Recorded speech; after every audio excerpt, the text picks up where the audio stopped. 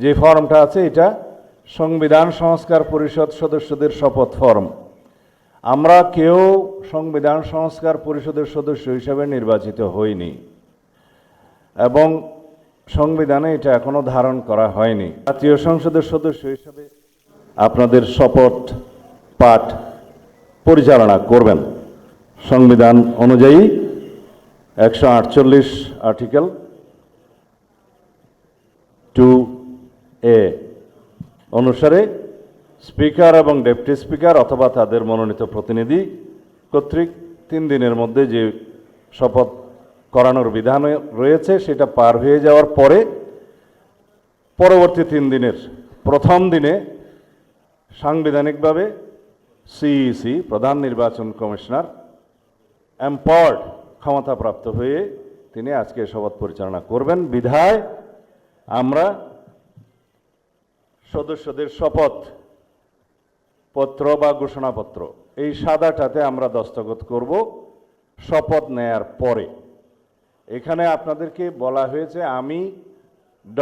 জায়গায় নিজের নাম লিখবেন এবং এখানে সংসদ সদস্যদের আসন, জাতীয় নাম্বার এবং জেলার নাম্বার। সাপোজ আমার নাম্বার হচ্ছে 294 কক্সবাজার 1, সেটা লিখতে হবে। এখানে নিচে আছে নির্বাচনী এলাকার নম্বর, স্বাক্ষর এই জায়গায়। এর বাইরে আরেকটি এই স্কাই, এটা সবুজ না নীল কালার যে ফর্মটা আছে এটা সংবিধান সংস্কার পরিষদ সদস্যদের শপথ ফর্ম। আমরা কেউ সংবিধান সংস্কার পরিষদের সদস্য হিসেবে নির্বাচিত হইনি এবং সংবিধানে এটা এখনো ধারণ করা হয়নি।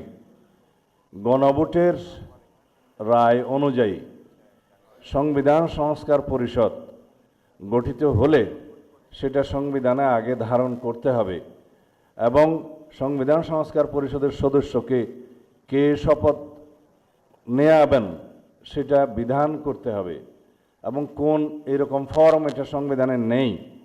এই ফর্মটি 3য় তফসিলে আছে সাদাটা, এইরকম তখন একটা ফর্ম সংবিধানের 3য় তফসিলে আসবে। সেগুলো সাংবিধানিকভাবে জাতীয় সংসদে গৃহীত হওয়ার পরে তখন জাতীয় সংবিধান সংস্কার পরিষদের সদস্যদের শপথ নেয়ার বিধান করা যাবে। বিধায় আমরা এখন সাংবিধানিকভাবে এই পর্যন্ত আমরা এসেছি, আমরা সংবিধান মেনে এই পর্যন্ত চলছি এবং আশা করি সামনের দিনেও চলব।